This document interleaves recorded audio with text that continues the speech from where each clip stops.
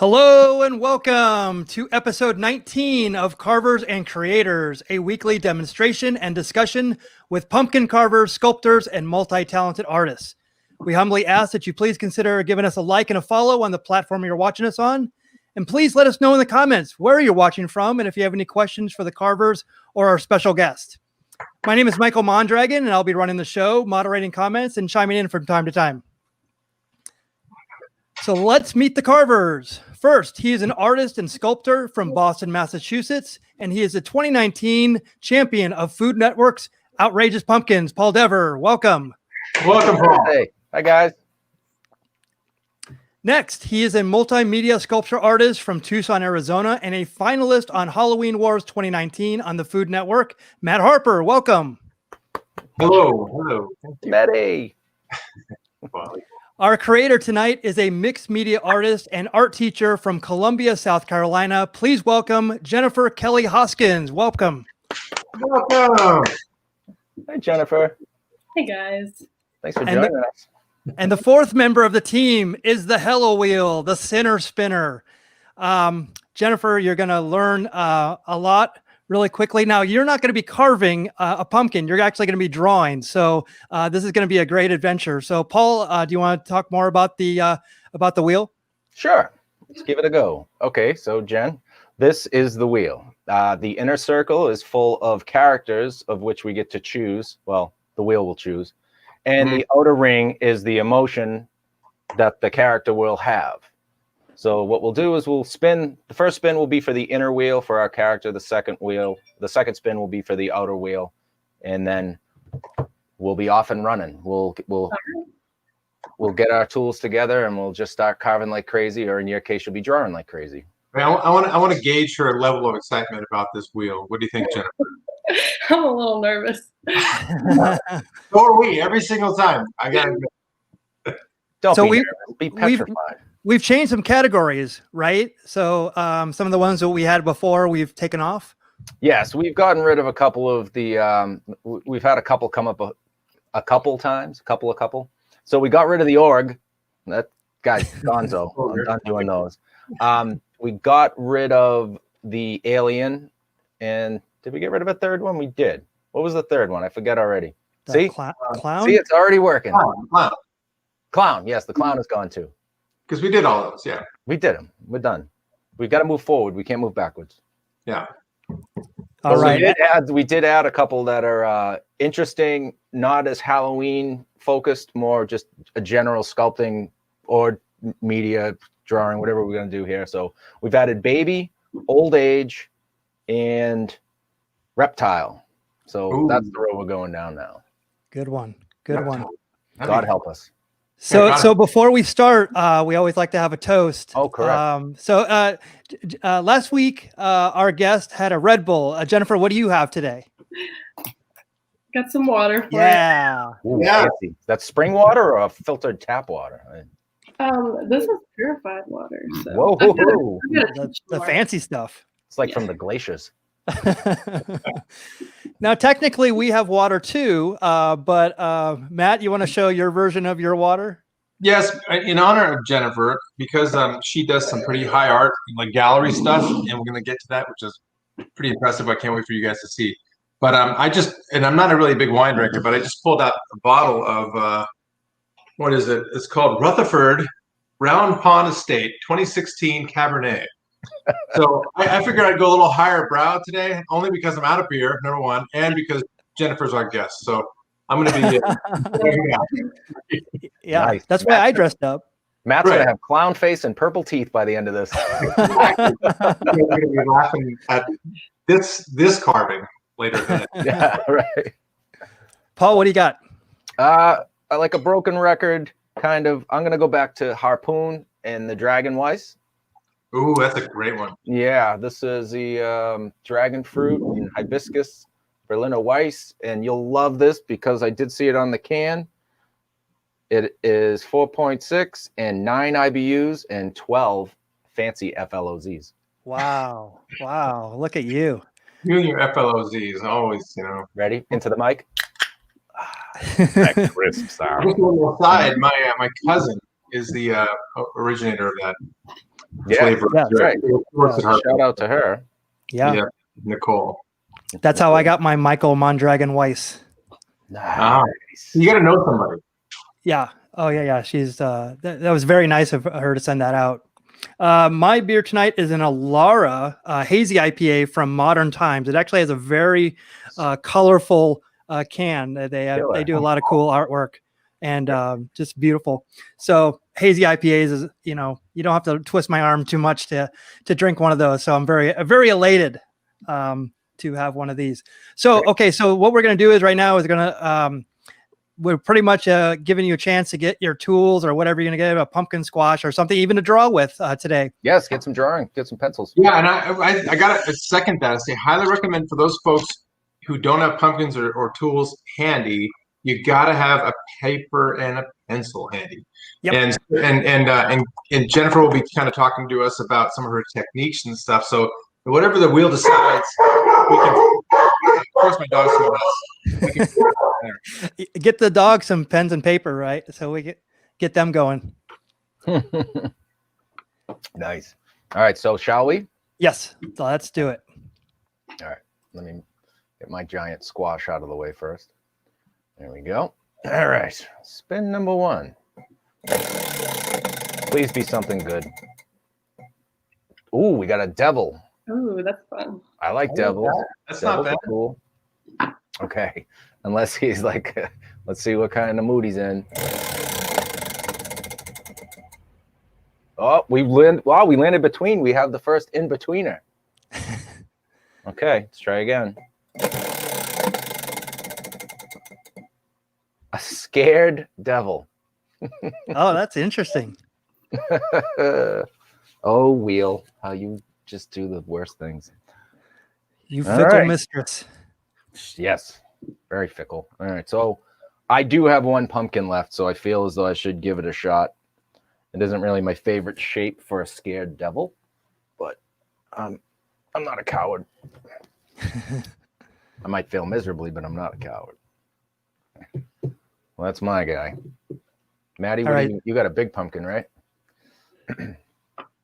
Oh, Yep. Maddie, you muted yourself because of your dogs. Thank you. Yeah, I'm sitting here babbling with mute on just like everyone else in the world. So a scared devil. I mean, a devil generally has horns, right, or some kind of like demonic goat-looking thing going on. Something. But scared. I don't think I've ever seen. Are devils even scared?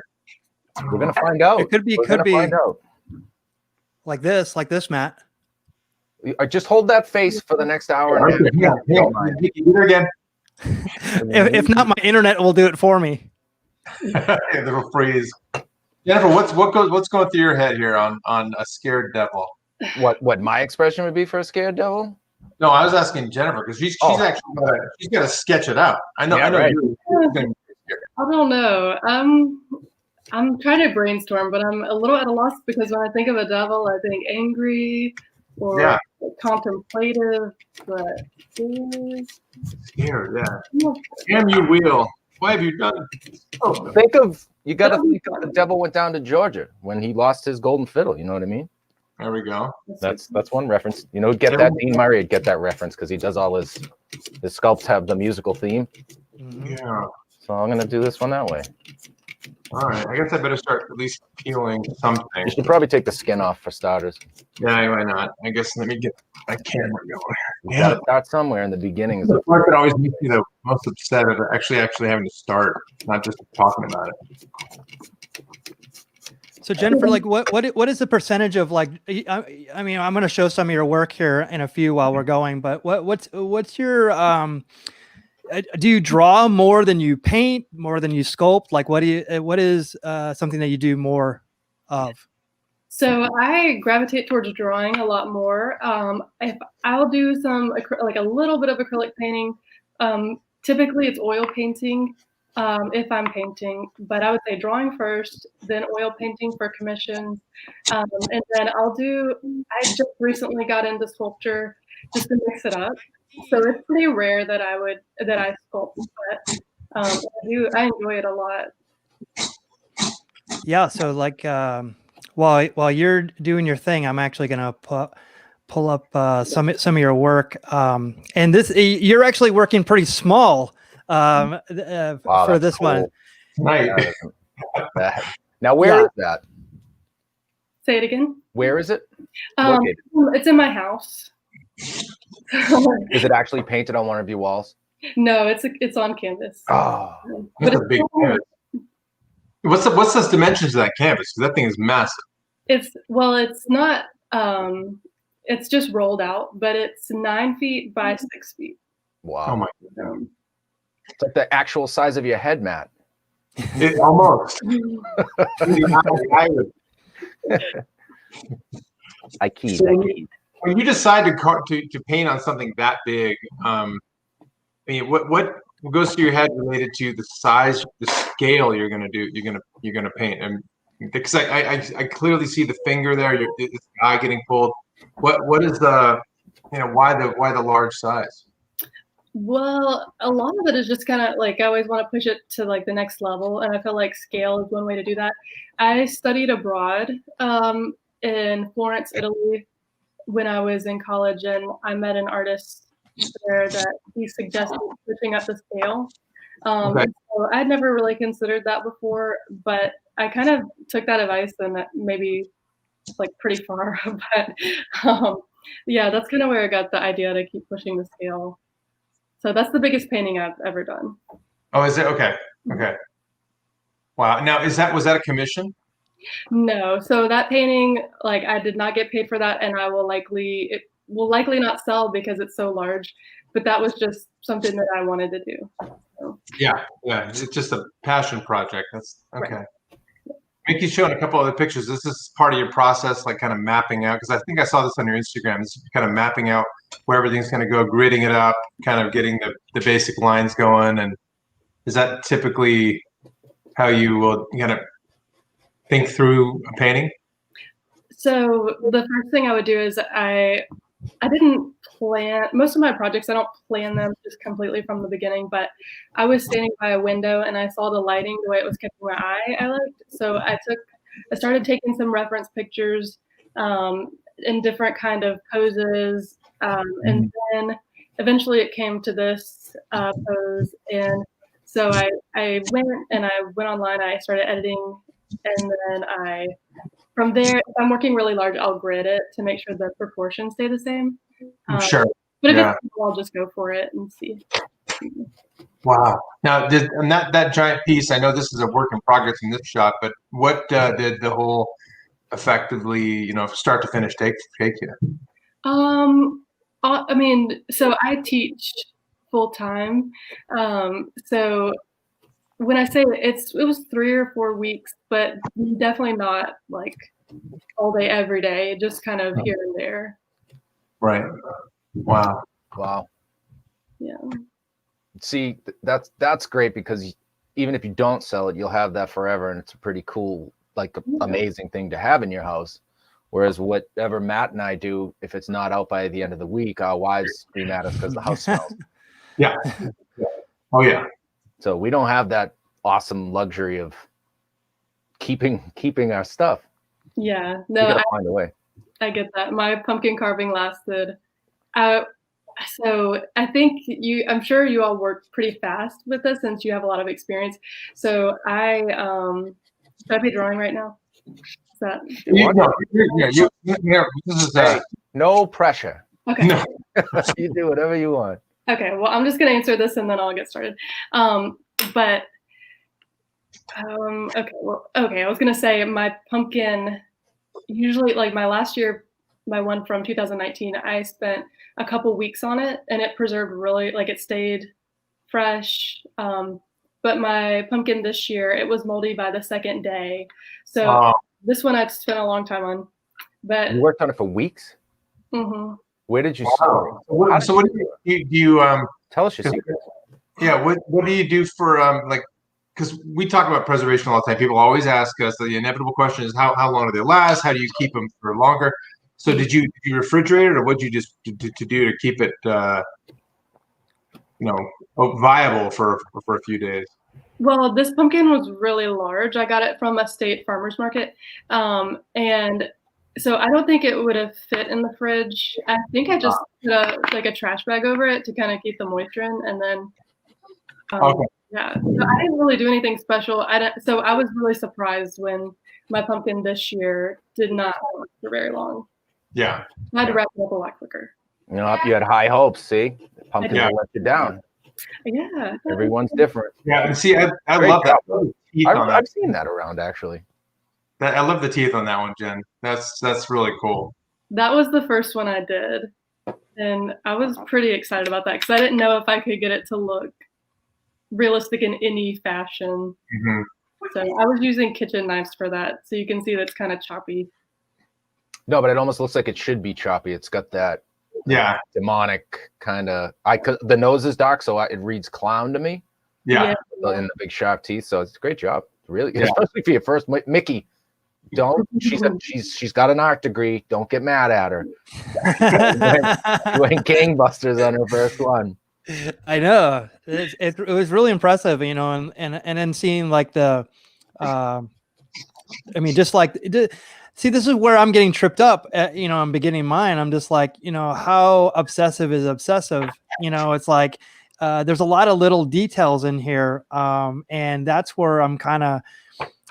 I'm not sure if I should start simple and then get more complex or go complex. And the one problem I was having was that all of my things that I'm carving right now are all turning out to looking exactly the same. In fact, I was doing one last week, just, you know, trying to catch up with you guys. But that's what I was finding. I was kind of like, I was getting in this rut of just kind of carving the same eyes, same nose, same mouth. And I was trying to like experiment with like an expressive mouth. And it was, now I love this because now it's kind of giving me a different perspective because the mouth is so big. Mm-hmm. I'm noticing I'm trying to make mouths proportional. So that takes away from the cartooniness of it. So, I mean, so this was one of your first ones that you were doing? This one was my most recent one. So I spent about probably 8 hours total because it got moldy really quickly. Mm. So yeah. Okay. Wow. How big was that one? This one was probably a little, maybe about 15 inches tall. So it was a lot smaller than the one from last year. But I wasn't going to carve one this year, but I just did like an Instagram poll to see what people said. And a lot of people wanted me to do one. So I was like, oh, I can't. I voted. I think I voted. Yeah. Gotta give the people what they want. Yeah. Yeah. I went to Kroger and I got one and it was already like, I mean, slim pickings. Yeah. We've talked about that a bunch of times, like how the right ones typically are the ones you get from a farmer's market or a farm stand or something like that, just because they have that, you know, they're fresher, they're thicker, they're heavier, you know, those kind of things. Mm-hmm. Yeah, that was my experience too. All right, I'm gonna start drawing. Yeah. Okay. Now remember, It's a scared devil. Scared. I wrote it down, so I'm ready. And it's not a race, but if I finish first, I win. But I just can't think of like I gotta make sure he's evil and devilish though. I mean that's anyway. I just gotta make sure I don't break through this pumpkin that Auntie B Brenda gave me. All right, she hooked me up with one last pumpkin for the season, so thank you. Oh, nice. It still looks pretty good, Paul. It doesn't look like it's not bad. I just sprayed it, but it's not bad. I'm a little tentative because I've had my heart broken before with them on these guys, so I'm gonna go slow and steady and round up some forms, man. I just lost form. Oh, where did I put my water too? That just reminds me. I'm already starting to kind of dry out on the face of mine too. But you know, what can you do? That's it. Just carve them up, baby.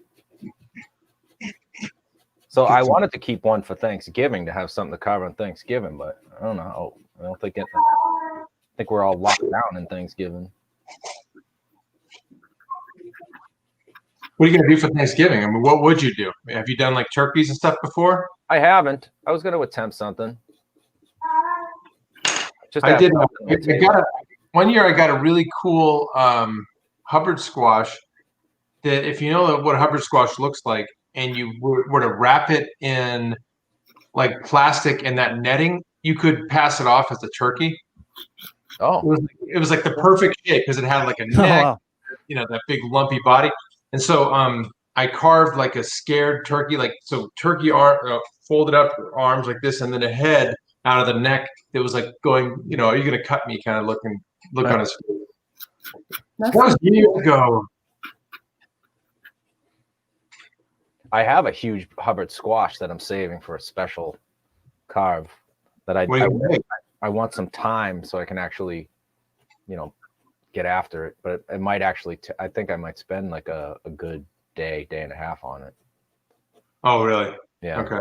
Which means I'll probably wait so long that it'll rot, and then I'll just it'll rot, and you'll be like, oh, never mind. Like normal. That's all.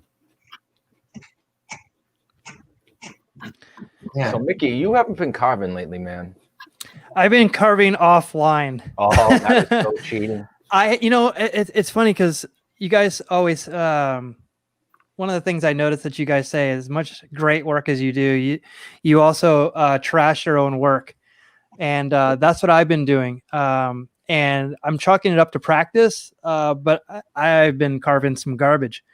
But it's been really interesting learning, like looking at different things and seeing, you know, thinking 3D rather than kind of, because I'm pretty used to what Jennifer's doing is, you know, basically doing things 2D.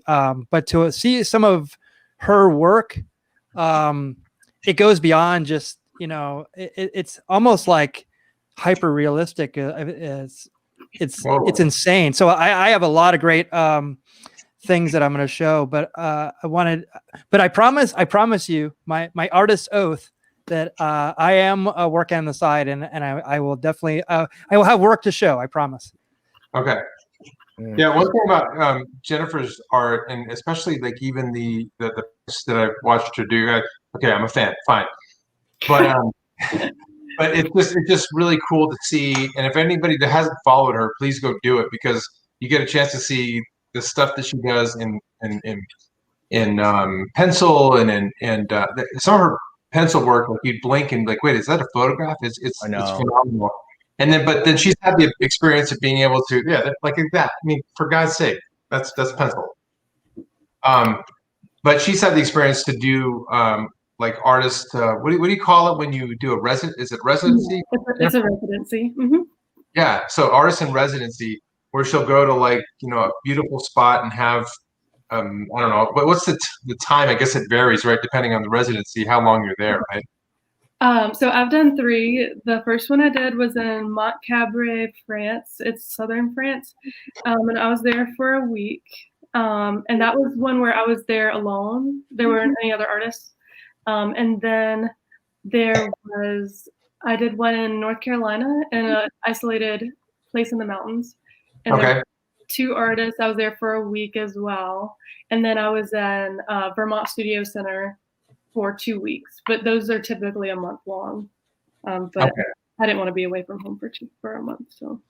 And in those, what's your day like? Because I think there's a lot of people who are watching that would want to know, like, how to do an artist in residence program, or how you got involved in that. And then also, what is a day in the life of an artist in residence like? Because I would drool over being able to just wake up and like create all day, every day for 2 weeks. I mean, I don't know. Paul, would you want to do that? Paul's asleep. Oh, were you talking to me? Yeah. Would you want to do that? Would you do a thing where it's 2 full weeks of just you creating? I couldn't even pay attention to what you were just telling me. I couldn't do. No, I don't know. I mean, yeah, sure, why not? Anything's possible. All right, I'm rescinding my offer to send you to Paris. Oh, well, if you want to send me, listen, I'm not. No, it's over. If it's free, it's for me, okay? I saw that bumper sticker somewhere. I don't know. Yeah, I don't know. I'm not. I don't. Who the hell would come watch me carve pumpkins for 2 weeks? This is you exploring yourself as an artist. I'm Matt Rachel. Isn't that what you do? I don't even consider myself an artist, guys.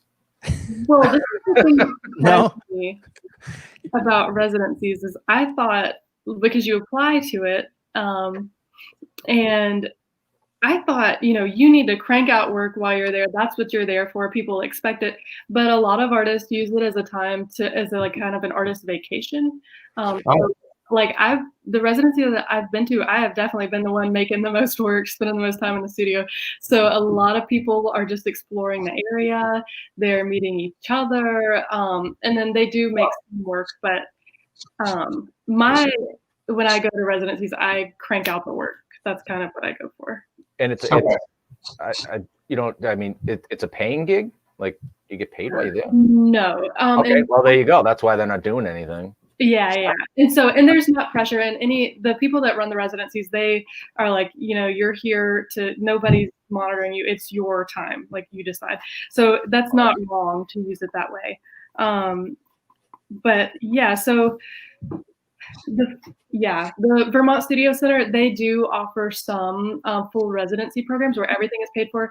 And I got a merit scholarship, and I did a program where I helped out doing like a few hours of work, and they cut like a few $100s off the price too. Oh, nice. So, I mean, there's ways to like do it for free, but yeah, you typically, there are some that are paid, but they're very, very, very competitive. Oh, I gotcha. So when you go find them, is there a place to go to find the, because you gotta get if you're gonna pay for getting there, and then you get chosen, then you gotta get, you want to make it worthwhile. Is there like a place to start to go find those residencies? And have you seen them for sculptors too? I imagine there's for sculptors too. Yes, there's all kinds. And so with anything, so first let me say that there's a website, there's plenty of websites to find shows and residencies on, but callforentry.org, that's where I've most often gone and had luck. And then, yes, you have to find one that kind of aligns with your work. But residencies, typically they have space for any type of art making. Whereas like if you're applying for a show, it needs to be really like similar to your work. But yeah, so I would say Call for Entry is a really good place to look, and you can search them by location and all of that kind of stuff. Matt, you sound very interested in doing a residency somewhere. You want to do it in my house? It sounds so cool. It sounds so cool to just unplug and just do art for a couple weeks. It does sound very regardless. Cool. So anyway. Not that I'm going to do it, because I apparently have a lot on my plate right now. Yeah, it does sound really like, you come away with a whole new skill. And anyway, what are we looking at, Jennifer? Because I think this is half picture, half drawing, right? Yes. So the top half is the drawing portion. Yeah. Okay. So this is, I'm working on my scared devil. I'm trying to. He's got his not his septum, but the other part pierced, huh? Cool. Yeah. So I'm trying to give like a more like sinister look to it to make it. Oh my God, I already love it. That is so cool. So we'll see. I'm gonna do a red monochromatic painting. Ooh, nice. Because he's evil. Yes. I love it. So we'll see how that goes. Now the picture that Mickey has up on the screen, so the top half is drawing and the bottom half is the photograph, right? Yes. The top half is colored pencil. Wow. That's insane. So that's the one thing I noticed about your work. Now, as an artist, what we always learned in art school or anything art related, that one of the hardest parts of the body to draw is the hand. Mm-hmm. And I noticed that I'm going to show a whole bunch of hand pictures here. Like I showed this one before. I mean, just even this is like, it's so like, that's I mean, the hand itself, I mean, so two hands interwoven, but then super, I mean, realistic. It's really super impressive. And then when then it's holding something that's very intricate. Now, I mean, and I have some more pictures that I'm going to show. Like, I mean, everyone has its each. And I think that the thing that I also was impressed with, like, you can tell in your work, like the age of the person that's holding it as well. So I think that it tells so much of a story just by a really simple picture. So obviously that's intentional. But how did you come to do you kind of understanding that the hands holding something was so interesting? Well, so I get asked a lot, like, hands are difficult. Why did you choose hands? And I did not choose hands. I did not go out to say, like, I'm going to do something impressive. That was not my goal. In fact, I did not want to draw hands. And the idea originally started with I wanted to do a piece that was kind of a tribute to my great grandmother that had passed away. And so I wanted to draw something that belonged to her. So I reached out to my grandma and I asked her to send me a picture of like her old hearing aid. And this was what started the series, actually, is this drawing right here. And so she sent me the picture of her hearing aid, but she was holding it. And I was kind of annoyed. I was like, I don't want to draw the hand. Like, why didn't she just leave it on the table? But being that she decided to hold it, I felt that she had a connection to that object, and that kind of went deeper. And so the rest of the series is kind of following that. And so the objects being held are tied to people that they've either passed away or had some kind of significant influence on the person holding it. So this one was about the wedding ring. Her husband has been passed away for a while, but that is my fiance's grandma. Oh wow. Wow. Yeah, she's what a great photo or picture. Jesus, it looks like a photo. That's amazing. That is a lot. She didn't like that drawing, by the way. She says too many wrinkles. No, that's the character of it. I think that's the beauty of it. I noticed that in photography when a photographer takes pictures of, I mean, obviously the style, like the black and white, it just brings out the real details in the face and, you know, the skin and everything. I think it tells so much more of a story.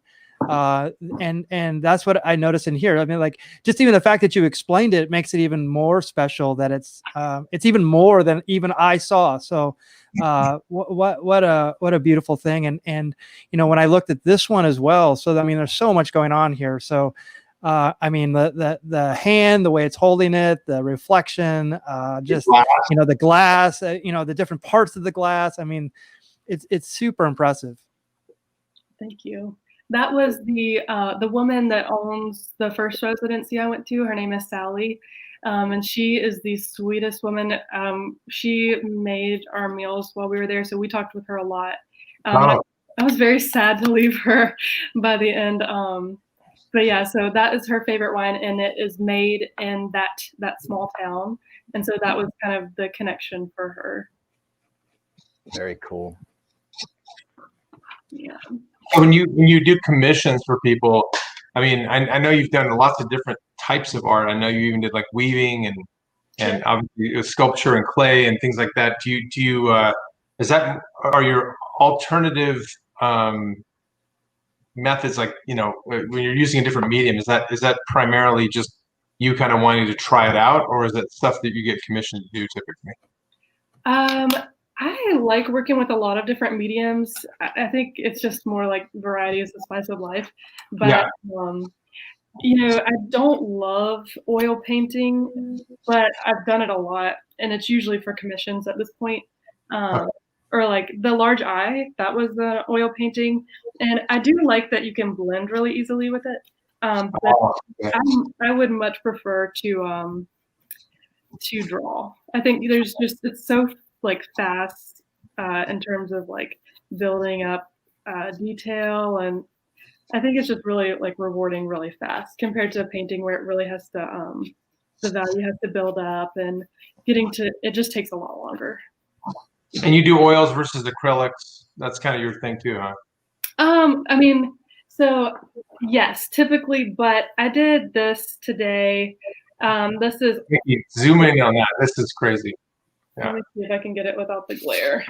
But it looks great. Yeah. So I did that, and it like held it up to my face so it matches. So that's online. But then I did a little like floating eyeball. I don't know if you can really see it. But yeah. So I'm starting to play around with acrylic a little bit. Like the blending was more difficult at first, but I'm starting to give it a try again. Wow. great. I'm impressed that you use both sides. That is an efficient artist right there. Well, let me just say that I monitor study hall every other day, and so I've got a little bit of downtime. And the day was not over, and I wanted to paint a little more, and that was all I had, so I had to make do. Yeah, that's Vince. That's impressive. I mean, just from an economy, like people would just like rip it out and just start a new one. So you're absolutely right on that. So I wanted to actually show. Let's see if I can put it up here.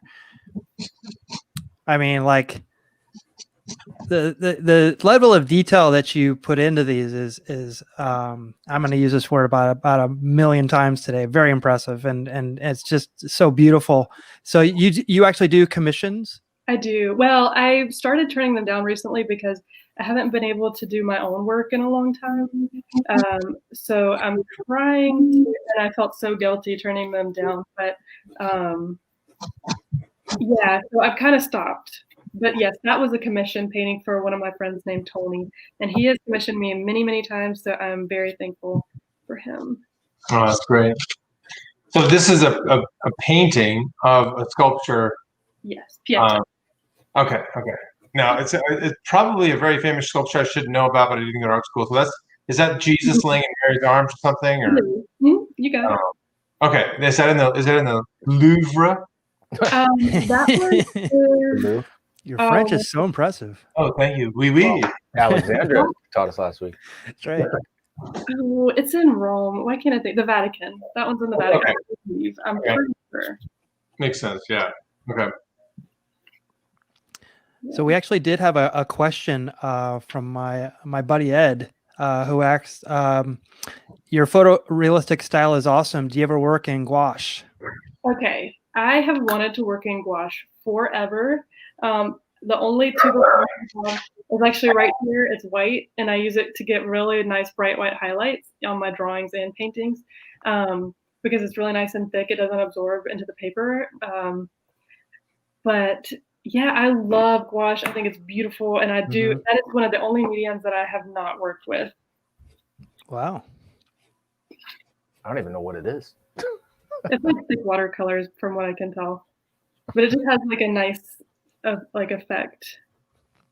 I know what guac is. I live in Tucson. That's kind of where I thought you. Yeah, that's kind of what I thought it was. It's basically. I've never painted with guac, but I've had it. It's delicious.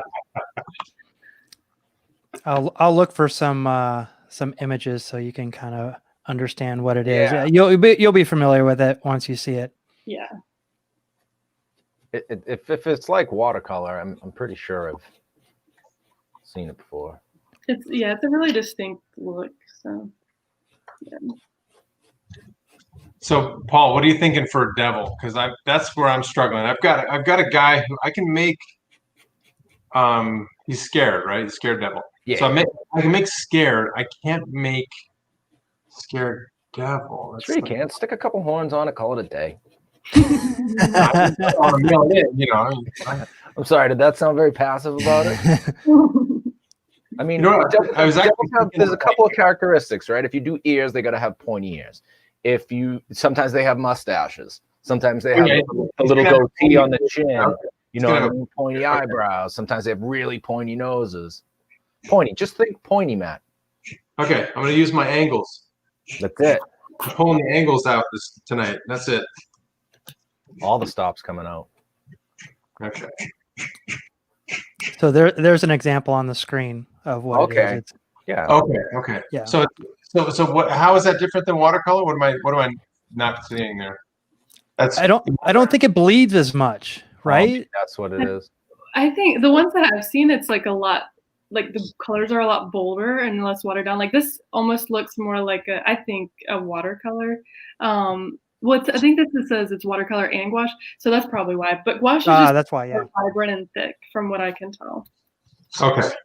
Yeah. But it's a lot more liquidy paint medium, effectively, than say like a very clay-like, acrylic or something, right? Or like a pudding like acrylic. Yeah, it's kind of like a sticky. Like I wonder.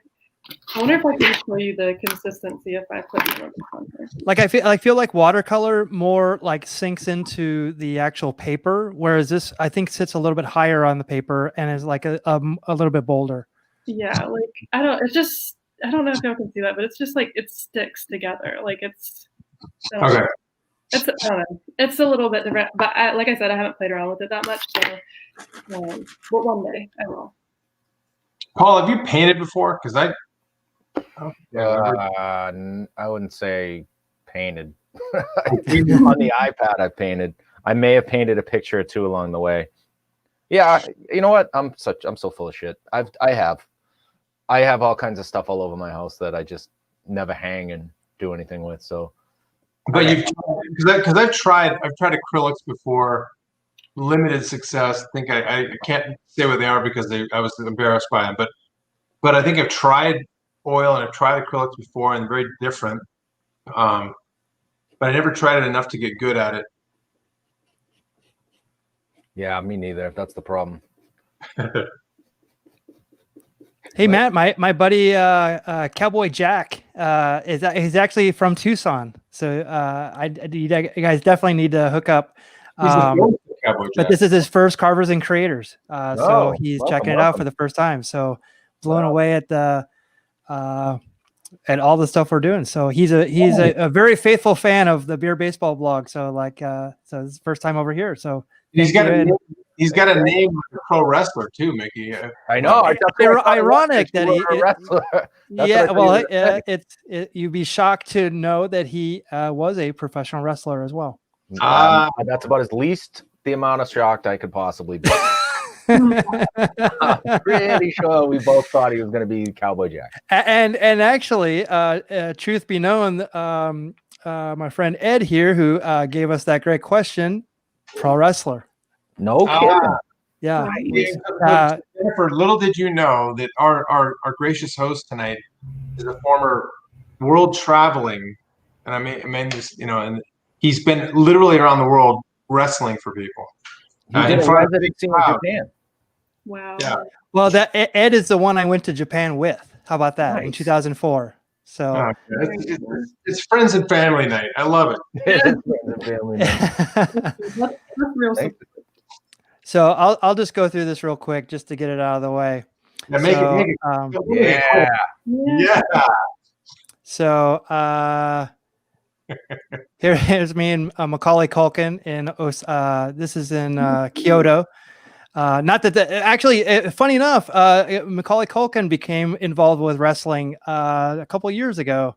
Him and David Arquette were like involved with wrestling. Go figure. David Arquette had a wrestling movie, I remember. Yeah, we watched it recently, and it's funny because it's he was actually WCW World Champion, if that means anything to anybody. And David Arquette. Yes, there was a point in World Championship Wrestling when they kind of switched it to this guy who was running it was doing it kind of like more of a Jerry Springer type approach to wrestling, just throwing celebrities out there. Just making it all kind of like crazy TV. Yeah. So they made David Arquette the world champion at one point. That is so, yeah. So, from a mile away, he just exudes pro wrestler champion to me. Yeah. Yes. Here's, me and Patton Oswalt at Lucha Vavoom, which is in LA. Here's, oh God, you'll love this one, Matt. This is, I wrestled on a show in Alaska, of all places, and with Hacksaw Jim Duggan and one of the Road Warriors, the other one had died, but Hawk or Animal. Was it Mickey and I they're both dead now. What's that? They're both dead now? Yeah, one just died recently.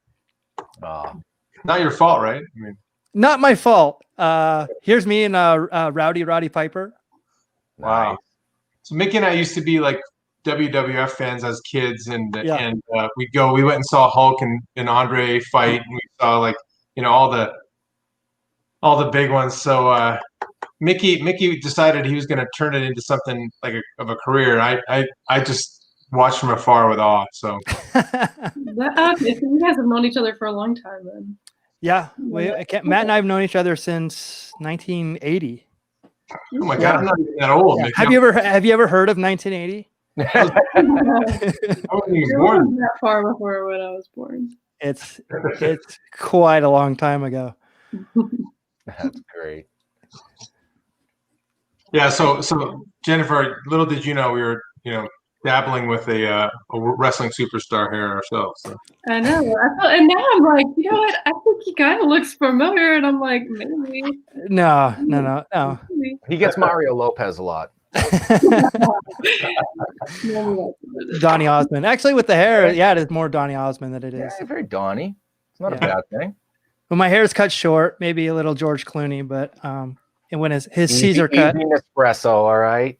Yeah, it's not. I'll take that. I'll take it. I'll take Nespresso. It's better than my other friend who actually looked like Hacksaw Jim Duggan, and he was really pissed about it. Of course. Well, that's coming along fast, huh? Yeah, this is. Oh wow. Good. Oh, hang on. Okay, Jennifer. Can we take a look at yours real quick? Because I'm fascinated by the process, because you kind of did a wash of red over it. Yeah.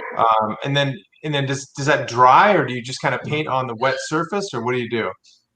So I kind of dabbed it off just to speed up the process, but so I sketched it out, and then I sketched it out with pencil, and then I did a wash of red acrylic with a lot of water mixed in.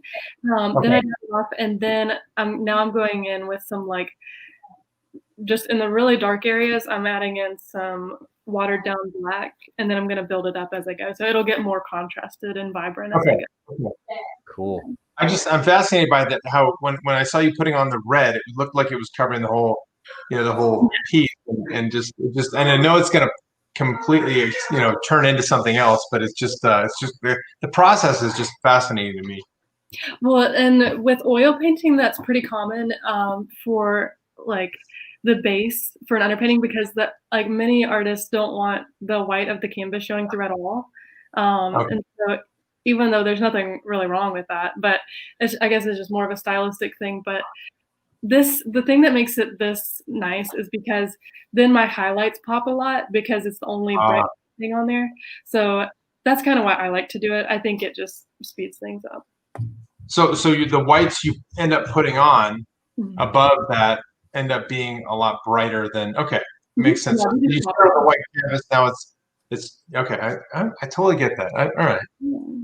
So yeah, it's things like that. It's just little tricks that you learn along the way that make things so much easier and so much faster.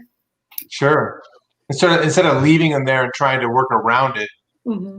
Yeah, and it's also really gratifying. And I actually read, I can't remember if I read or saw this somewhere, but I think I watched it on YouTube actually, but there was an artist that was saying, when you get started, if you're having a lot of like procrastination, you really are like resistant, to start off with something that's really gratifying and easy at the beginning, and then at the end do the same thing, so you can start to associate it, like have those positive associations. And I think for me, I'm not consciously doing that, but I think that gives people something to look at while I'm doing the other like things that will take longer. And then plus you can see progress.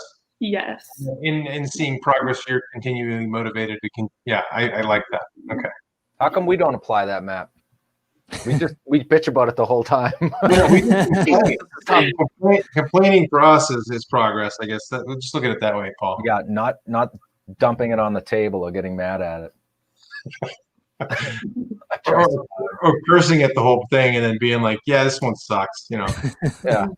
Well, giving it early. Yeah, well, the end game is, all right, I got a nice picture of it. Recycling bin, compost heap. Exactly. So do you all have like a compost that like your go-to spot? Yeah, I have chickens. Oh, nice. Yeah, they Chickens like it. really eat anything. I mean, I was very surprised when I learned that. Chickens eat chicken, by the way. Huh? Chickens eat chicken. We had a big barbecue one time. We had some chicken and all the bones and the stuff left over. My brother-in-law, who has chickens, put it all in a giant bag, and he's like, I go, wait, there's like chicken in that. You can't serve them that. He's like, oh, they'll eat it. Oh yeah. You know what? I've got a kind of a, I mean, I don't know if it's that entertaining, but my sister had chickens, and I went over one day when she was at work, because she works long shifts, and I was checking on the chickens and everything, and I went in, and there was like a ton of eggs, so I went to kind of clear them out, Yeah. and I accidentally dropped one of the eggs, and I was like, oh no. I mean, they're not fertilized. Right. So, but anyway, they went right over it and they started eating it immediately. Like, they loved it. I was like, what the heck? Those cannibals.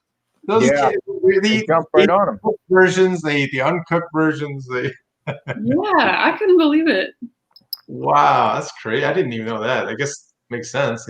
They're like pigs. They eat anything. So They're raptors, Well, man. I also learned that some farmers and because apparently it's not that uncommon for chickens to peck their own eggs to eat them. So some people will put golf balls in there to deter. oh wow. Yeah, I don't know. Oh, you got golf balls in yours? Yes, but it's because I fire 7 irons through at the chicken cage as my backstop. No, they we had wooden eggs actually. Oh, you do? Yeah. Well, we got a new chicken this year. There's a weird chicken story that's very Carvers and Creators, right? Yeah. We adopted a chicken from some friend of ours who all their chickens got killed by hawks except for one. So we took in the last one, and you talk about, they call it, what is it, head pecking, I think is the term. Yeah. They beat the shit out of this poor chicken for like 3 weeks. Oh. Like it wouldn't, they wouldn't allow it to lay eggs. They wouldn't allow it to do anything. So chickens are mean, if anybody wants to know. Well, if you raise them from a really early age, I know you can. If you handle them a lot, they're very, Oh yeah, we can handle the chickens. They like the kids. Pick them up and hold them and pet them and fall asleep in your arms and stuff. I think that's kind of fun. Little known fact: Matt raises turtles. Tortoise. Yeah, tortoises. Sorry. Really? Well, we have 2 desert tortoises live in Arizona. So we've got many years ago we got a couple of them, and we didn't know that one was a boy, one was a girl, but we found out they were, and they had puppies this summer in eggs. I think that's how it works. But we have like 2 baby tortoises. I'll show you. They're right here. I'll show you one of them. Yeah. Did they just walk around the house? No, I have them in a little terrarium thing. Oh. Do they really call them puppies too? No, I just said. I was learning something new. So here's Oh my god. Yeah, little fella. this little guy's name is Wonky. Oh my god. What's wrong with his shell? Wonky he was the last one. He was number 9 out of the little hole, and he for the first week he had his head in his shell, wouldn't come out, and then so we took him to the vet, and we gave all the rest away so we've got 2 actually left out of the 9, but we gave all the rest away, and Wonky, we thought he wasn't going to make it because he just looked pretty rough and wasn't coming out of his shell. So we went to a vet in Arizona. There's these desert vets, and they're really good. And they gave him a shot. Can you imagine getting a little tiny, postage stamp size tortoise a shot? Well, they did, and it was like vitamins and things he needed, or she, I don't know, probably, who knows what sex it is, but and then it, like, all of a sudden his head starts coming out. He starts to eat. He goes and dips his head in the water. So he's now, hopefully, knock on wood, perfectly fine. But we named him Wonky because he was walking around with his head stuffed in his shell for like the first 3 days. And anyway, that's my tortoise for the night. What was the shot? Like CBD oil or something? You got like the munchies? I think it was steroids. He's going to be a race tortoise now. A race tortoise. Right on. So how old will your turtle live? So the ones we have that laid the eggs is 13, and they reach maturity around 10, 11, 12 years old. So and he's huge, or she, the female. The male is pretty big too, but the female's even bigger, and it's the size of I don't know, this big, like a big 2 football side by side, something like that. Okay. But they'll live longer than, these 2 little jerks in this little terrarium will live longer than me. I'm gonna throw them off the kid. They're gonna be like 45, 50 years old, and I'll be long dead. So And you need to have that in your will because who's right. gonna Somebody gets my tortoises. Yeah. Right. Somebody's gonna go, were you mad at me when you died? I don't want tortoises. They're the coolest little things. They're like little, they're little tiny versions of their parents, and I swear to God, they're just like perfect. The little skin, and anyway, when they blink, they yawn. It's just like anyway, it's awesome. So, Oh, Matt. and I've also got 2 dogs, 3 cats. There's a fish upstairs. You know, when you have daughters, there's pets. Right. I think, and when you have kids in general, because we just say I got the same thing going on. It's like Dr. Doolittle house here. Yeah. Jennifer, you have pets? We've got 2 dogs. Okay. Yeah, so we've got an Irish Terrier, and she's very wild. And then we've got my dog, wild Irish Terrier? the Angel. Say it again? So you have a wild Irish Terrier. Pretty much. She's pretty independent. She is just very independent thinking. If you ask her to, get off the couch, she just stares at you like, no. Yeah. It's like, I don't think so. Try again tomorrow. Yeah. Ask me nicer, maybe. No, it doesn't work. She's like, pull up some treats. We'll see.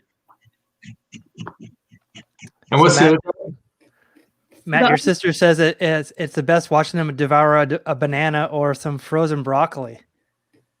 Oh yeah. My tortoises do love broccoli and banana, and they have little pink tongues, and they open their mouths all wide, and they stick their little pink tongue out, and they just take a big tortoise bite.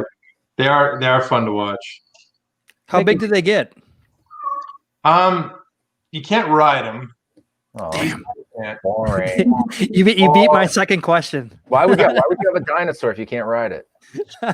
No, but I mean, I think the bigger ones, like when they're like 20, 30 years old, will be, like, why can't I think of anything that from a size standpoint? I don't know. They're like probably the size of this pumpkin, but the back of them, right? So, and this pumpkin next to my head, just to give you some perspective, is pretty big. So they'll get big over the years, but yeah, they're super fun.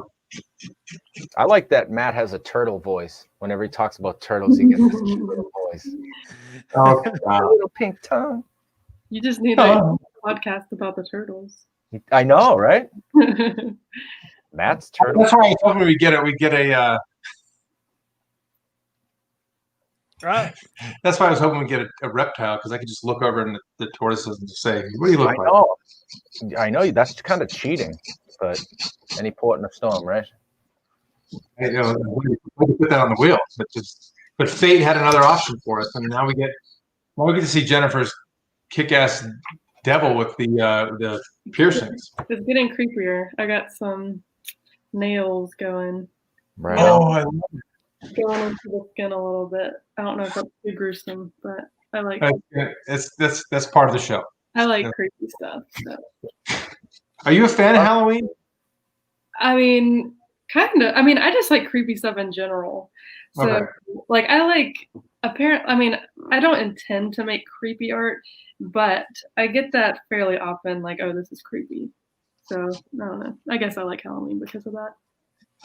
Yeah, it's funny because Paul, I think you and I probably get asked if because a lot of the things I try to make quote unquote pretty or beautiful, or like I can't do a female to save my life face, but they end up always being gruesome. I put in way too many snarls and wrinkles and stuff to make them pretty, so not my thing. So either I embrace the fact that they're all horrific looking, or I just It's more interesting. I mean, it is more expressive. Yeah, and pretty is so, if you're talking about stereotypical beauty, it's a very slim margin of what that it can be. But things can be creepy. A lot more fun to make creepy. Yeah. So I'm gonna humble brag a little bit, and it's gonna lead into a question. I love where this is going. Yeah. So one of the let me see if I can do this correctly. Actually, I'm gonna stop. Okay. Okay. So How my career actually started weirdly as a painter in the early 90s. I was lucky enough to be able to know how to paint, and I got a job at a record store in Arizona, and I met one of my what would turn out to be one of my mentors, and we're going to get her and her husband on here, who are amazing painters. She's now a abstract acrylic artist, and he does sculpture. He did those resin sculptures that I talked about before.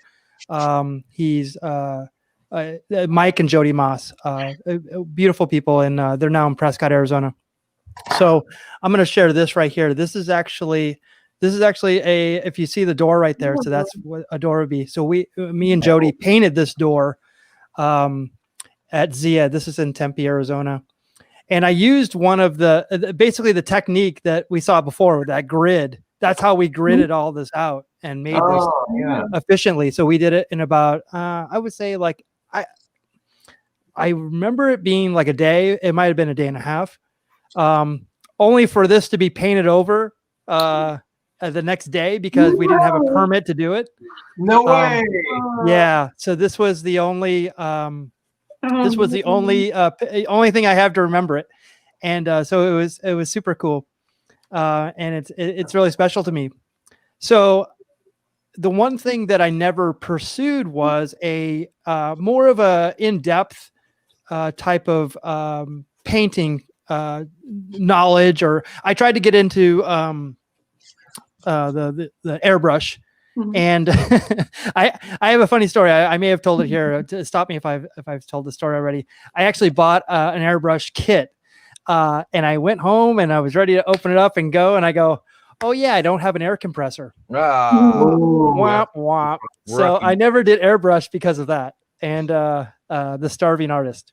Mm-hmm. So one of the things that I actually watch a whole bunch of artists. I've been trying to do, I'm really motivated to do more abstract acrylic art. And especially watching your stuff and the way that you work. I mean, it's super gratifying to see how quickly you've kind of done this really quickly. Mixing paints. Mm-hmm. What is the degree of difficulty in learning how to mix paints correctly and properly? Great question. Yeah. Well, okay, let me just preface this and say I took one painting class in college and I don't even know if I got a B in it. So not that teacher's fault, but I just don't know if I learned a lot. But I think once you understand color theory, I don't know, I guess you kind of eyeball it after that. But like for what I'm doing now, I'm just kind of grabbing a little bit of color, mixing it with the end of the brush, which is not the best method. But when I work on large, like white and black paintings, I'll go buy like some Tupperware that I can throw away, and I'll mix like different grades of gray. So I have a lot, and that way it's really easy for me to break down the values in my head and know what values to use. And I can work really quickly that way. So I think that has been the best method that I've found. Does that answer the question? Yeah, absolutely. I mean, how much is instinct and how much is like I want to be right when I do it. Yeah. Is there any being right? Okay, well, it depends how you want to do it. So I've been watching a lot of like artist videos, and there's one artist that instead of transferring values 1-to-1, he'll kind of compress the lighter values. So instead of having like a value scale that's like white, 1 is white, 10 is black, like instead of having 1 through 4 values, you just make all of those white. So it depends if you want to do something stylistically like that. But with hyperrealism, the more representational you get, the more right or wrong you are, basically. But with my stuff, I mean, I am wrong all the time. Like when you're putting those drawings up, I'm just like, oh yeah, I'm seeing the errors. So there's definitely room for error, I would say. So even though I guess there is technically like a completely right way, but if you really look at hyperrealist artists, they still have a style, even though it's supposed to be identical, Yep. So I would say no, there's really not I think it's a little more interesting for it to be a little off. Yeah. So that being right or wrong becomes your style. Yeah, I think so. Yeah. That's so cool. Do you have a favorite artist when it comes to hyperrealism? Okay. I really like well, I have a lot of favorite artists, but I really like Jono Dry's artwork. And I like CJ Hendry, but the artist that really started me out on hyperrealism was Chuck Close. I was introduced to him in high school, and he's an American artist. I don't know if y'all are familiar with him, but he does a lot of like large scale hyperrealist portraiture, and Oh, wow. yeah, so his stuff is pretty impressive. Like all of their work is worth checking out. Okay. Yeah.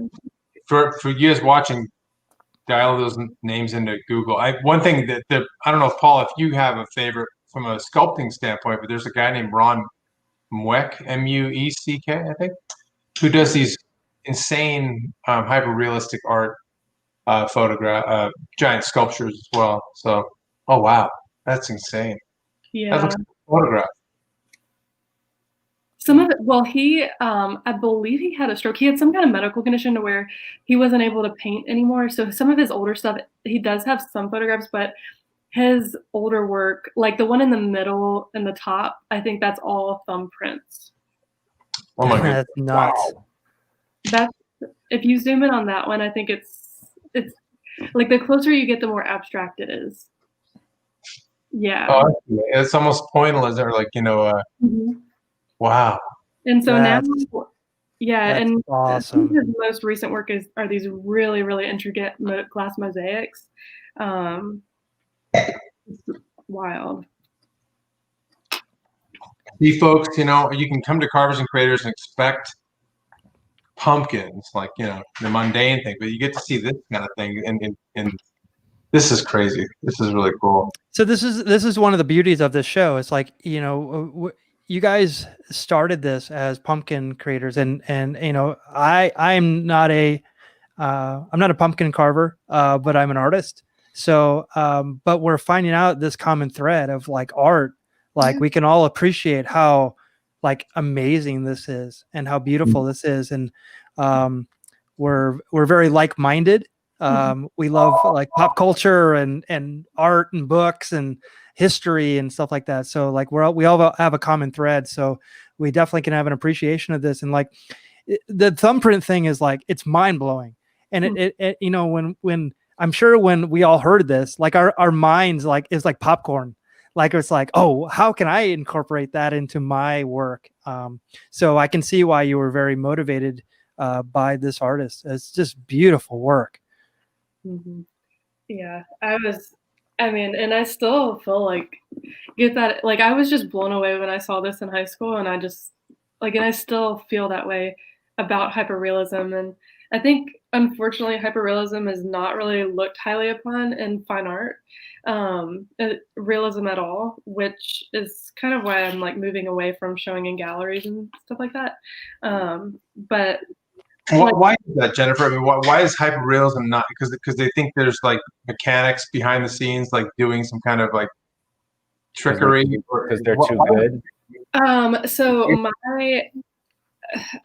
my understanding is, well, my perception is when the residencies I've been on, especially Vermont Studio Center, it's a wonderful place with wonderful people. I'm not.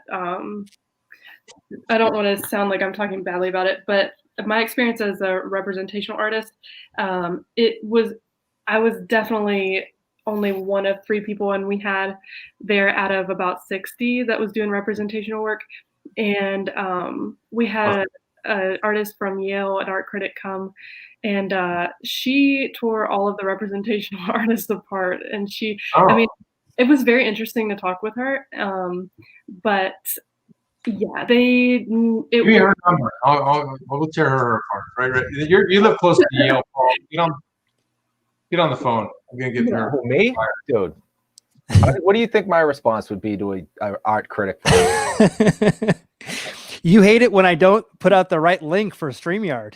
Right. I have a very short fuse. That's why I don't give a shite if they like it or not. If I walk away and I like it, I'm like, all right. Yeah. Or if I don't hate it, I should say. So if your job is to critique people, you should go into places wearing a hockey helmet. Yeah. Well, okay, so this is my my perspective on why representational art is not as esteemed, and when you're looking at like gallery showing and stuff, and that's because when you're looking at non-objective art and purely conceptual art, it's less accessible to most people. You need a background, you need an education to understand it, and representational art, it appeals to the masses. It's easy to understand. You can at least get a visual, and then you can come to understand it more from the artist's perspective beyond that.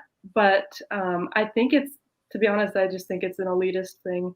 And it's exactly what it is. That's what I'm thinking.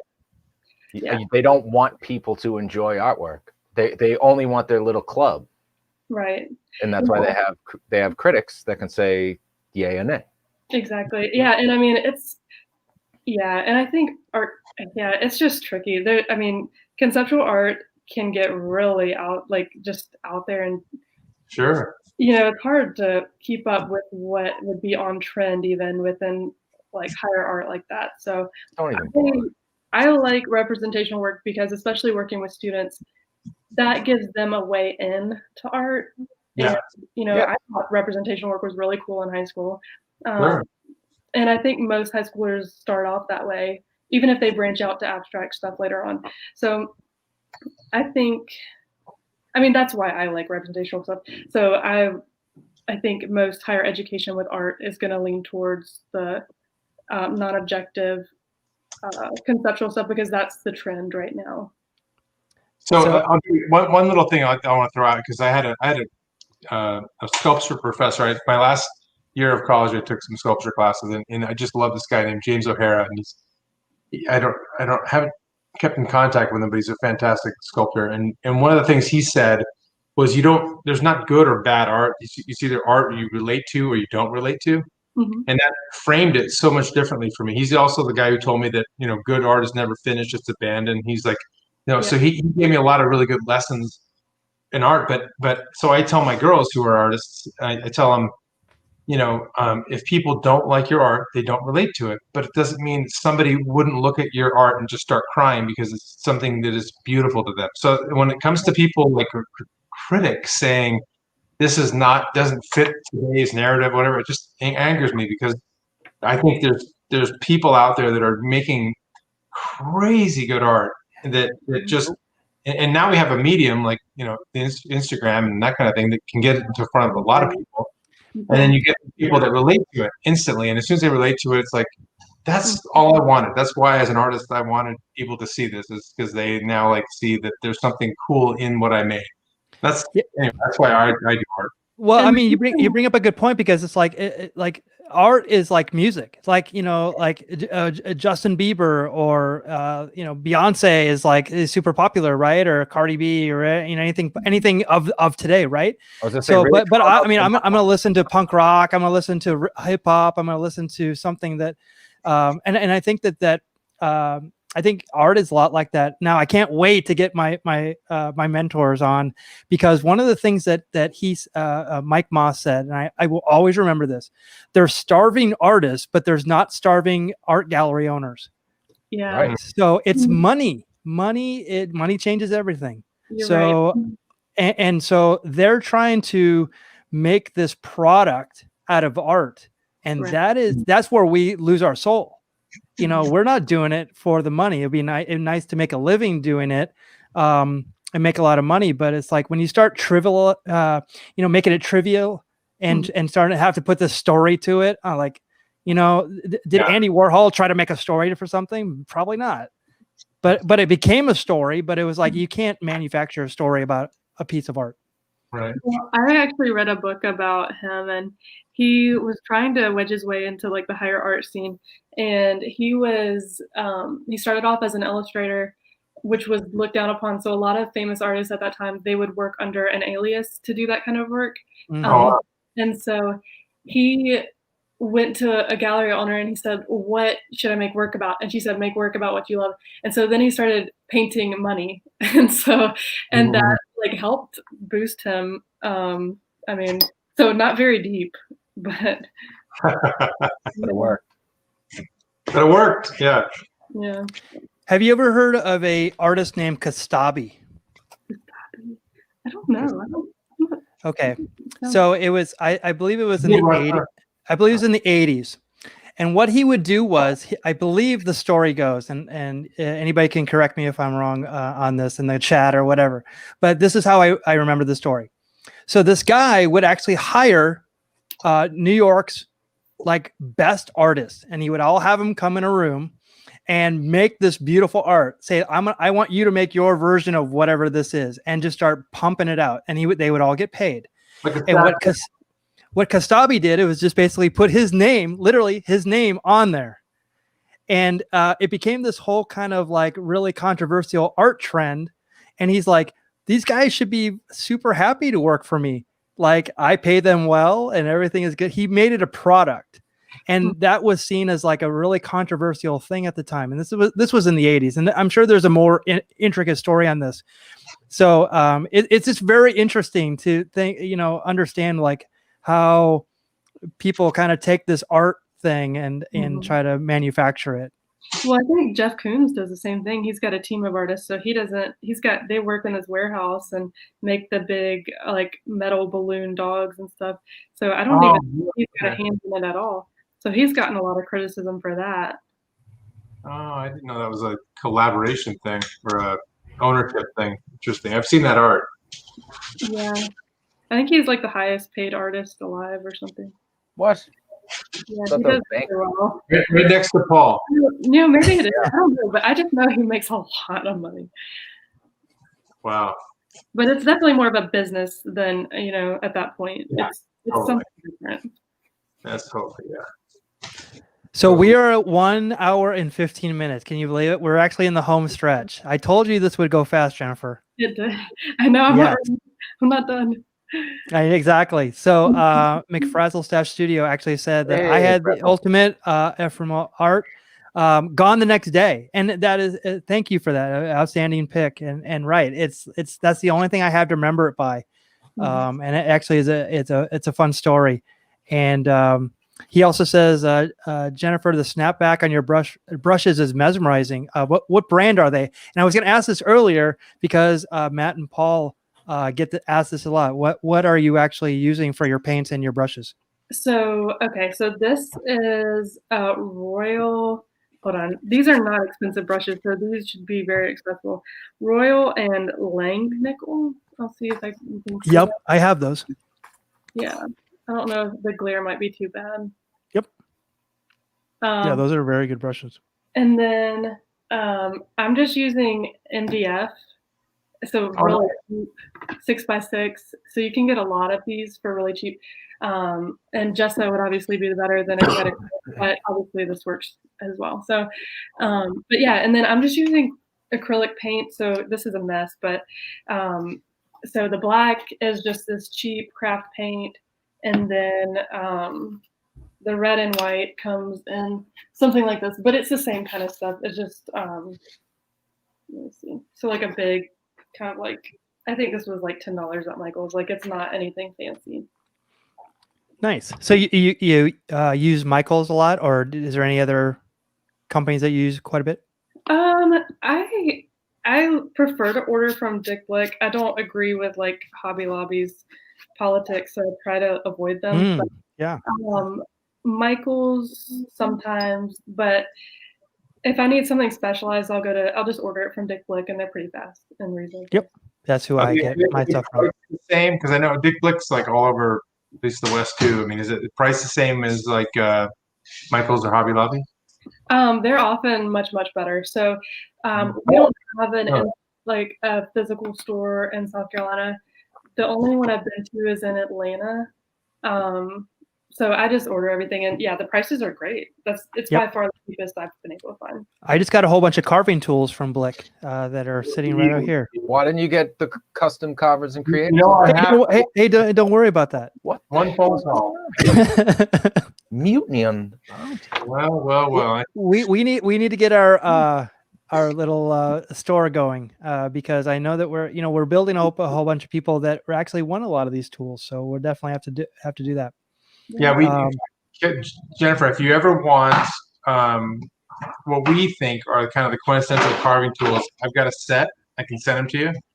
And for people who are watching, and it's like I call them the starter set, but at the same time, they're really high quality Kemper tools, which are made here in the U.S. and they're really good stuff. So I don't know, Paul. Yes, sir. You got to get the one coordination that Mickey and Paul and I have yet to do is get kind of branded. Although we do have cool stickers at this point. They're great stickers. Yeah, but we actually now have a full set of. Oh, look at that sticker, please, people. All right. Okay. Yeah. No big deal. I got other stickers too. I decide to make them and then I never sell them. Then you have a bunch of them. I love it. I have millions of them. Yeah. So They're mine, damn it. We've got tools for you. That's the point, right? We got tools for you. We got tools. So yeah, that's probably our goal for the first of 2021 is to have our own store and our merchandise going. And this has been a blessing to this thing even came together. So thank you, Jennifer, for being a small part of our success here. And so yeah, we're definitely going to get that all together. That's what I was going to ask before I forget. So the tools.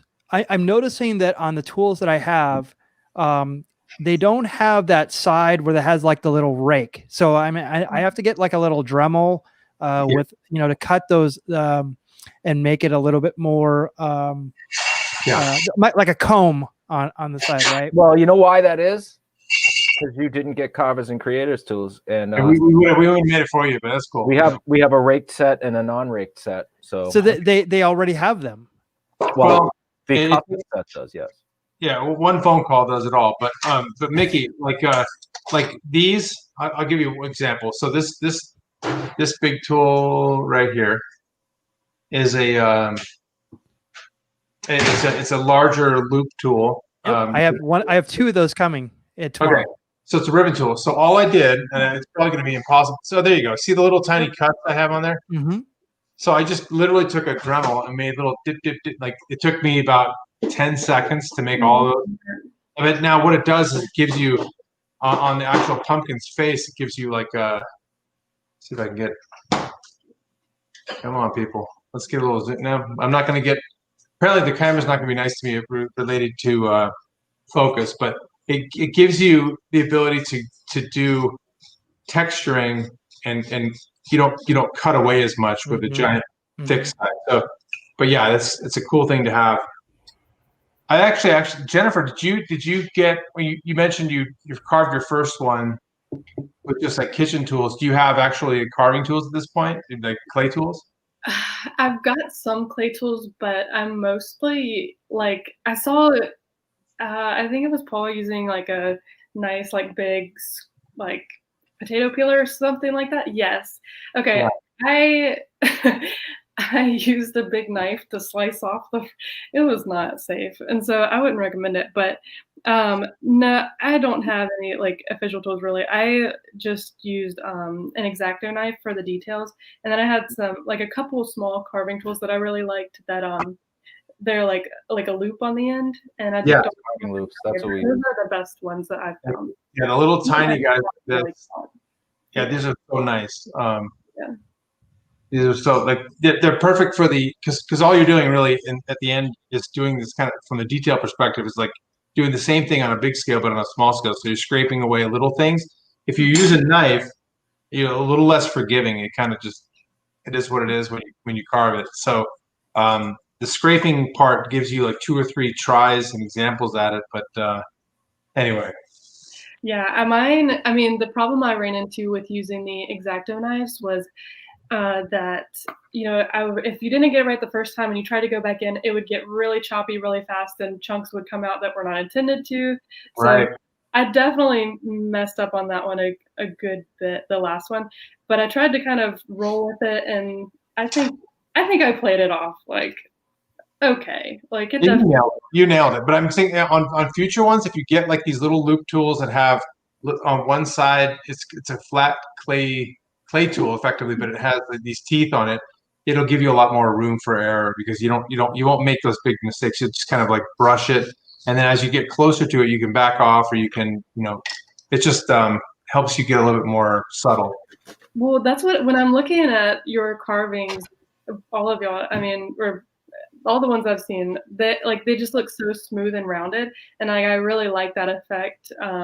But if you look closely on mine, it's a very you can tell that it's choppy. Like I just chopped and chopped and chopped until the angles were like more as rounded as possible. Well, I'm showing you that secret right now. There's a secret. Yeah. You just got to work the surface to get the tool marks off of it. Yeah, once you start with these, after you make some of those bigger chunky lines, what he's showing you right now is exactly what gives it that smoother look. And then the more you use it, the more soft it becomes. Yeah. Okay. And it's sanding. It's basically you're just sanding like a piece of wood, but you're really sanding all the little tiny rough marks, chop marks off of there. So for your next one, definitely grab one of those pads. So do you have to go with the grain with that? Does it No, pumpkin doesn't really have grain. Mine definitely had grain. It was mine too.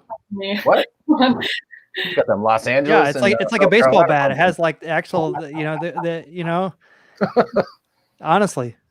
Massachusetts pumpkins have no grain. If I was Not here either. Like frilly, like it was. You might. Yeah, but that just might be the pumpkin. Maybe. You might have got a dry pumpkin. Like this one's getting dry. I think that might be the case right there. Yeah.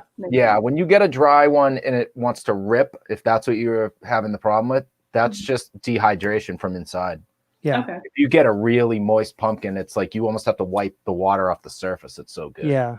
Yeah. Right. Like this one started getting like that in here. What? Now that you say that, my pumpkin from last year, it was like that. It would bead like sweat or whatever. Yeah, it's like it's bleeding. Yeah, and then the one from this year was not like that at all. So that's all that is it's just the moisture in the pumpkin. Sometimes if you can get to that point early enough, then that's a good indicator of if you should continue or not, because sometimes you'll get far enough into it and it gets drier and drier, and then it just ends up you have to scrap it anyway because you go to cut in the eye or you go to hit the corner of the nose and it just all pulls out. Mm-hmm. So Paul McFrazzle Stash says break out the smoothing plate. So this is good too. So I'll throw this out there too for Jennifer. This comes in a lot of clay carving kits or clay. Like there'll be rounded ones, there'll be triangular ones, but this one I use a lot. It's basically a flat piece of really thin, flexible metal, and you can take it across the face. And if you use your hands to curve it a little bit, it does a lot of the same things.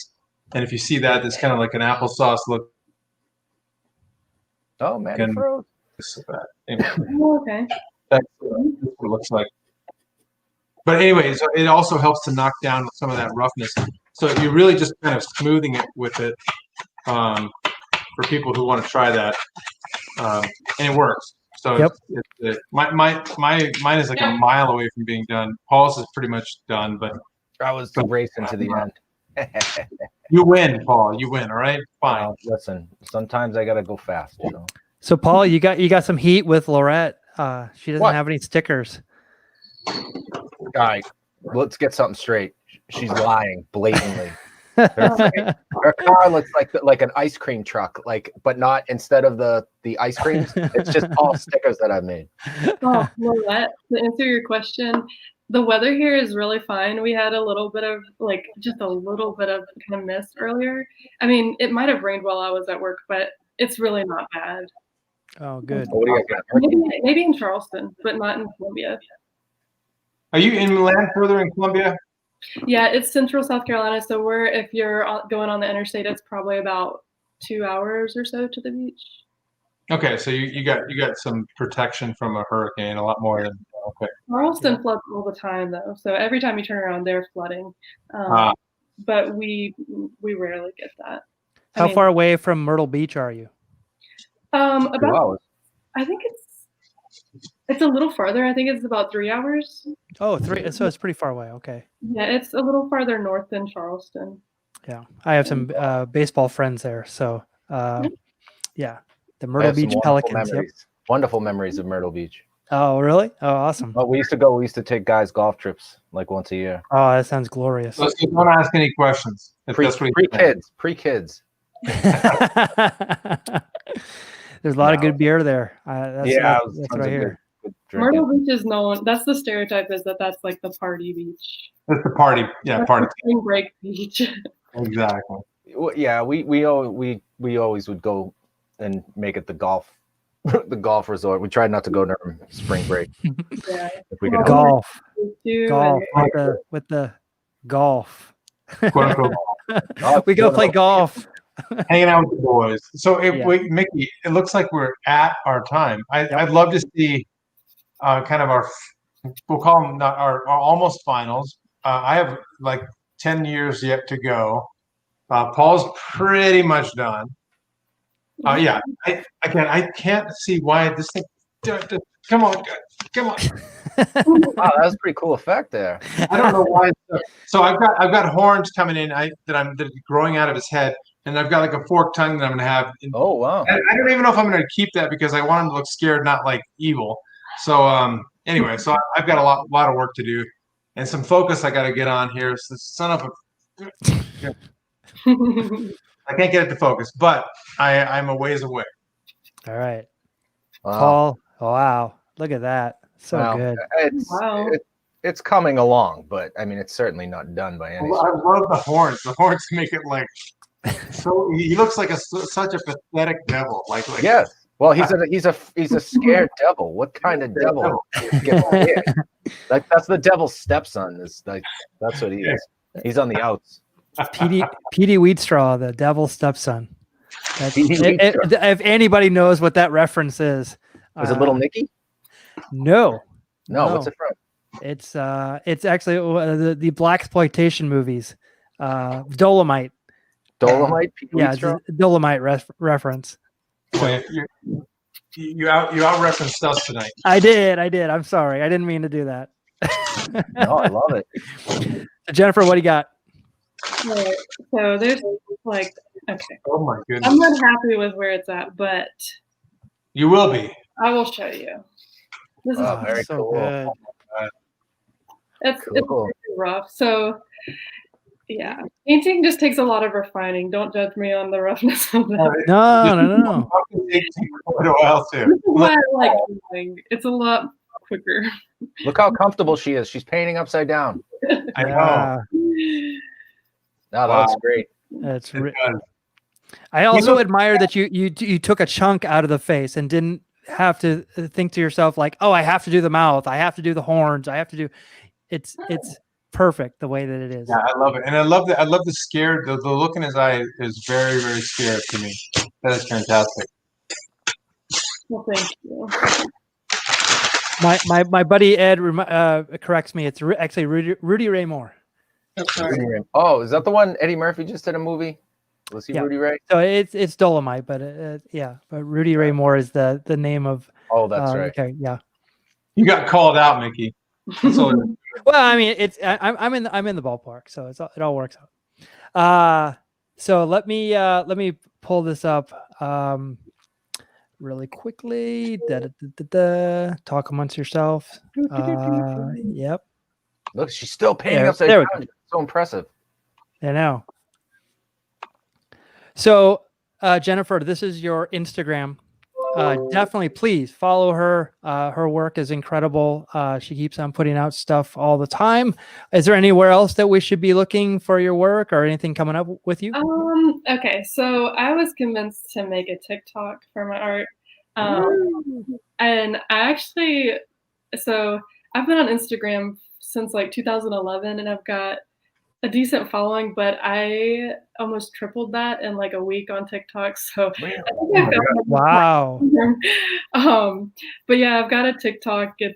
at Jennifer Art 3 underscores after that. So 3 underscores. That's Well, that's what it is. unprecedented. That's how you get all the followers is triple underscores. Yeah. I gotta Triple run over- the followers, triple the underscore. Yeah, right. I'm gonna go quadruple and see what happens. Ooh. hey, I'm gonna be crazy. If people can find the underscore on their phones on their keyboard, That's a good point. That's a really good point. so this is us. This is Carvers and Creators. You know, we're on Twitter, Facebook, Instagram, YouTube, and we have Twitch, which is a barren wasteland. But we are there, and one day we'll have 1 million people. Switch out Twitch for what Jennifer's doing. Sorry, I saw the word Kelly. Sorry, but what Jennifer Kelly Hoskins is doing. Let's go and do That's her alias. That's how she's gonna get past the critics. She's gonna use that as her alias. You may see us someday on that other website. TikTok. On Yeah. TikTok? Yeah, we can do a TikTok. Ah, I tried setting up a TikTok and then I got locked out of it. So I'm Yeah. kind of on the outs with TikTok right now. What do you mean I don't have a password? I never forget my 19 passwords. If you get on TikTok, the biggest tip is to use pop songs as your background music. You gotta jump on the trends. Okay. Nice. There's a lot of trends. You'll see it if you get on there. So if I have like 80s pop songs, I'm gonna fail miserably. I mean, TikTok is, I think, mostly younger people, like younger than me even. Like I feel old on TikTok, but Wow. I would say like like high schooler. High schooler, yeah. That's why it took me so long to get on there. My younger brother finally convinced me, but yeah, I would say like it'll show you the like trending songs and so you don't have to know them. Interesting. All right. Yeah. Piece of cake. All right. Yeah. Yeah. Set up a TikTok. And Mickey, in the meantime, book that book the chick from Yale there, the critiquer, whatever she is. Correct. And we're gonna We want her on the show. I don't Yeah. want Next to week. fire shots, but Well, they had to deal with critics as well, so that's the whole thing. I think that yeah, definitely we'll get them all together. So, well, that is the show we had for you. Oh my God, this is run long, but it's been a wonderful time. Thank you, Jennifer, for joining us today. It's been a pleasure. It was even better, I would say, because we're getting out of our comfort zone, having someone on who does amazing pencil art and painting and stuff like that. So we love learning your process and seeing your work. So thank you so much for joining us tonight. Paul and Matt, do you have anything that you wanted to put out there? Yeah, head over to TikTok and follow Jennifer. There you go. And I'd say follow Jennifer there and on Instagram, and that's it. yeah, it's gonna be a party. It's a part. Right on. Right on. Well, thank you very much. And we will see you all here next Thursday at 4 p.m. Eastern Standard Time. I'm sorry, 7 p.m., 4 p.m. here in California. So definitely join us again. And we hope you enjoyed this show. Good night, everyone. Thanks, everybody. Thank you.